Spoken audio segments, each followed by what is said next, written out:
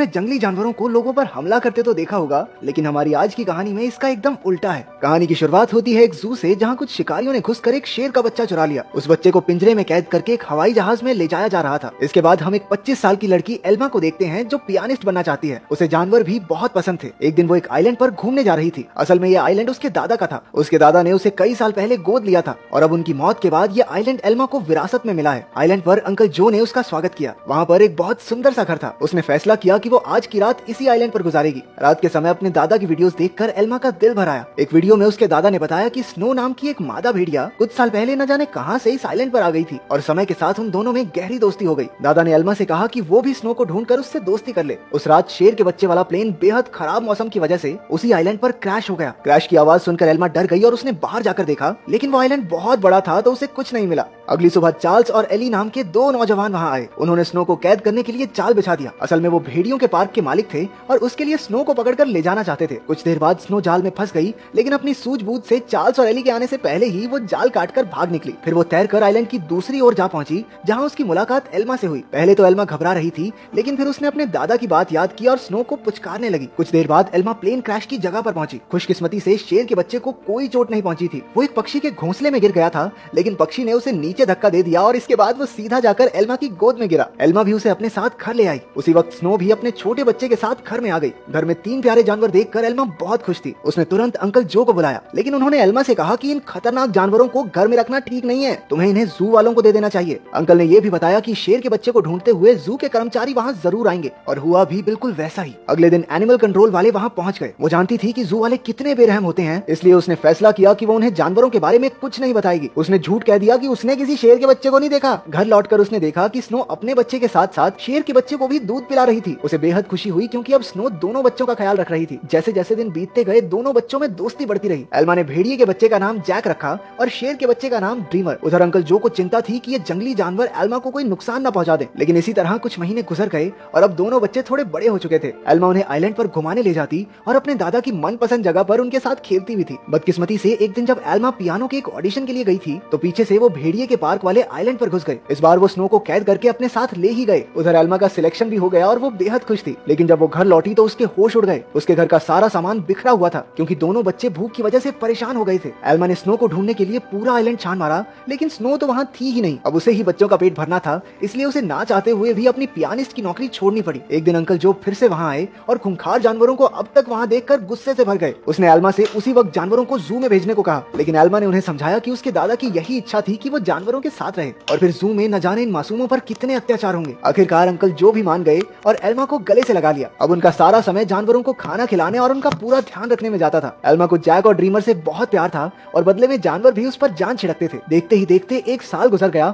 और अब दोनों जानवर बड़े हो गए थे। अंकल जो शहर से उनके लिए मांस लाया करते थे, लेकिन उनके पास जाने में उन्हें डर लगता था। उन्होंने फिर से एल्मा को समझाया कि इनके साथ रहना खतरे से खाली नहीं है, लेकिन एल्मा किसी कीमत पर उन्हें छोड़ने को तैयार ही नहीं थी। एक दिन एक माँ बेटी कश्ती में आइलैंड के नजदीक आए। उन्हें देखकर जैक उनके पास जाने लगा। जैसे ही एल्मा ने ये सब देखा, वो जैक को रोकने के लिए भागी, लेकिन वो एक पत्थर से टकराकर नीचे गिर गई और उसके सर में चोट लगने की वजह से वो उसी वक्त बेहोश भी हो गई। वो माँ बेटी ये सब नहीं देख पाई और वापस कश्ती में चली गई। कुछ ही देर में जैक और ड्रीमर एल्मा के पास आए और उसे उठाने की बहुत सी कोशिशें की, लेकिन कोई फायदा नहीं हुआ। वो कई घंटों तक जोर जोर से आवाजें लगाकर मदद के लिए पुकारते रहे, लेकिन कोई नहीं आया। जल्द ही रात हो गई और दोनों जानवर एल्मा से सटकर बैठ गए। उन्होंने पूरी रात जागकर एल्मा को गर्माहट दी। अगली सुबह अंकल जो ने एल्मा को कई बार कॉल की, लेकिन कोई जवाब न मिलने पर वो समझ गए कि कुछ तो गड़बड़ जरूर है। वो तुरंत आइलैंड पर पहुंचे। उन्हें लगा कि जरूर इन जंगली जानवरों ने एल्मा पर हमला कर दिया होगा, इसलिए उन्होंने एनिमल कंट्रोल वालों को कॉल कर दिया। लेकिन जब उन्हें एल्मा बेहोश मिली और जानवरों को उसकी रक्षा करते देखा, तो उन्हें अपनी इस हरकत पर बहुत पछतावा हुआ। इसके बाद जब एल्मा को हॉस्पिटल ले जाया गया, तो डॉक्टर ने उन्हें बताया कि अगर जैक और ड्रीमर ने उसे गर्माहट न दी होती, तो शायद वो आज जिंदा न होती। उधर एनिमल कंट्रोल वालों ने जैक को पकड़कर इलाई और चार्ल्स को सौंप दिया। उन्हें एहसास हो गया कि जैक तो स्नो का ही बच्चा है। वहीं ड्रीमर को एलन नाम के एक आदमी को बेच दिया गया,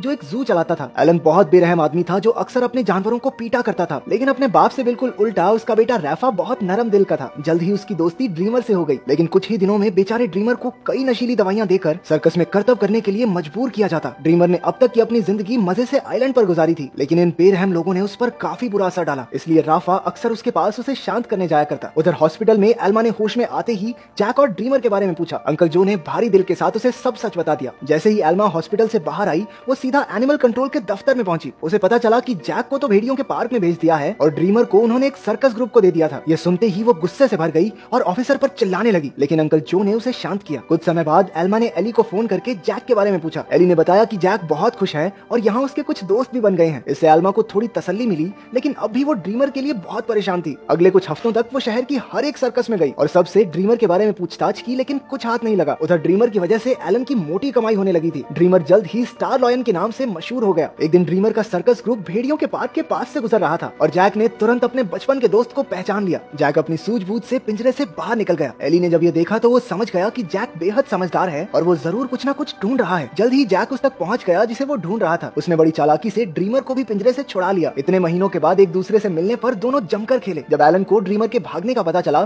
तो उसने गुस्से में बेहोश करने वाली बंदूक निकाल ली। उसके बेटे रैफा ने उसे रोकने की बहुत कोशिश की, लेकिन लालची एलन ने उसकी एक ना सुनी। हारकर रैफा भी ड्रीमर को ढूंढने एलन के साथ चल पड़ा। एलन ने एली को भी ड्रीमर के बारे में बताया। अब वो समझ गए थे कि जैक और ड्रीमर दोनों साथ ही हैं। इसी वजह से पूरे शहर में हाई अलर्ट जारी कर दिया गया। उस शाम एली ने एल्मा को सब कुछ बताया और कहा कि एनिमल कंट्रोल वाले दोनों जानवरों के पीछे पड़े हैं। ये सुनकर एल्मा घबरा गई, लेकिन एली ने बताया कि उन्होंने जैक के शरीर में एक ट्रैकर फिट किया था। जैक और ड्रीमर की आखिरी लोकेशन एक जंगल के आसपास थी। अब एल्मा और एली ने मिलकर जानवरों को ढूंढने का फैसला किया। उधर दोनों जानवर शहर में खुलेआम घूम रहे थे, इसलिए पुलिस ने शूट एट साइट के ऑर्डर्स दे दिए। बाद में दोनों जानवर फिर से जंगल में पहुंच गए, जहां एलन और रफा ने उन्हें देख लिया। लालची एलन ने ड्रीमर पर अपनी ट्रैंकुलाइजर गन से हमला कर दिया, लेकिन उसी वक्त जैक बीच में आ गया और अपने दोस्त के बदले खुद गोली का शिकार हो गया। बेचारा जैक तो उसी वक्त बेहोश हो गया, जबकि ड्रीमर को वहां से भागने का मौका मिल गया। उसके भाग जाने के बाद रफा ने तुरंत जैक का ट्रैकर हटाकर उसे एक दवाई दे दी, जिससे बेहोशी की गोली का असर खत्म हो जाए। कुछ देर बाद बाप बेटा एक बार में पहुंचे और एली और एल्मा भी एक ट्रैकर के जरिए उन तक पहुंच गए। एलन ने उनसे कहा कि उसके पास कोई ट्रैकर वगैरह नहीं है और उन्हें बाहर भेज दिया, लेकिन समझदार रफा ने बाथरूम का बहाना बनाकर एली और एल्मा को सब सच बता दिया। वो उन्हें जंगल में ले गया, जहां आखिरकार उन्हें ड्रीमर मिल गया। इसके बाद ड्रीमर उन्हें एक झोपड़ी में ले गया, जहां जैक आराम कर रहा था। खुशकिस्मती से उसे सही टाइम पर होश आ गया था, लेकिन तभी उन्हें पुलिस के आने का शक हुआ तो एल्मा ने दोनों जानवरों को खुफिया रास्ते से भगा दिया। अब आइलैंड तक पहुंचने के लिए उन्हें सिर्फ एक नदी पार करनी थी। पुलिस से बचने का एक यही रास्ता था, लेकिन वहाँ कोई कश्ती नहीं थी, इसलिए सबको तैर कर ही जाना होगा। जैक तो उसी वक्त फुर्ती से नदी में तैरने लगा, लेकिन ड्रीमर पानी से डरता था। एल्मा ने उसे हिम्मत देने की बहुत कोशिश की, लेकिन ड्रीमर वापस जंगल की ओर मुड़ गया। जैसे ही जैक और एल्मा तैर रहे थे, उन्हें बंदूक चलने की आवाज सुनाई दी। इसका मतलब ये था कि ड्रीमर अब इस दुनिया में नहीं रहा। आइलैंड पर पहुंचकर एल्मा फूट फूट कर रोने लगी, लेकिन ड्रीमर अचानक उसके सामने आ गया। असल में वो जंगल में पुलिस वालों को भटकाने के लिए गया था। उसे जिंदा देखकर सभी खुशी से झूम उठे। आखिर एल्मा ने जैक और ड्रीमर के लौटने की खुशी में पार्टी में पियानो बजाया। अब उनका परिवार पूरा हो गया था। अंत में एल्मा ने सबको अपने प्यारे जानवरों की कहानी बताई, जिससे सभी लोगों के दिल भर आए और वो तीनों खुशी खुशी फिर से एक साथ रहने लगे। तो तुम्हारा फेवरेट जंगली जानवर कौन सा है और क्या तुम उसे पालना चाहते हो? कमेंट्स में जरूर बताना। मिलते हैं अगली वीडियो में।